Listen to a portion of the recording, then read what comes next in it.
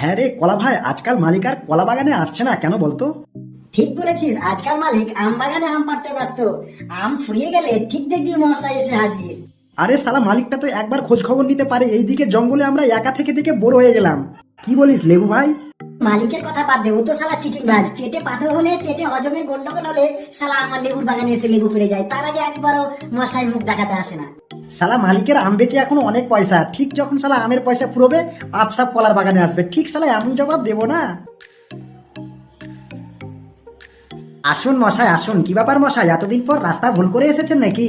শালা এইদিকে জঙ্গলে আমরা একা একা থাকতে থাকতে পোকামাকড়ে কেটে আমাদের 14 গোষ্ঠী উদ্ধার করে দিল, আর মালিক 15 দিন পর আসছে আমাদের সঙ্গে দেখা করতে। আর শালা চিটিংবাজ মালিককে শালা মাটি খাওয়া। আমার না মাটি খাওয়া বলছিস রে, দাঁড়া তোদের দেখাচ্ছি মজা। শালা পোদে পায়রা ঢুকিয়ে দিব, চটপটিয়ে মরে যাবি। হে হে হে, মালিকের একটা নতুন নাম পেলাম, মাটি খাওয়া। কি জব্বর নাম দিয়েছিস কলা।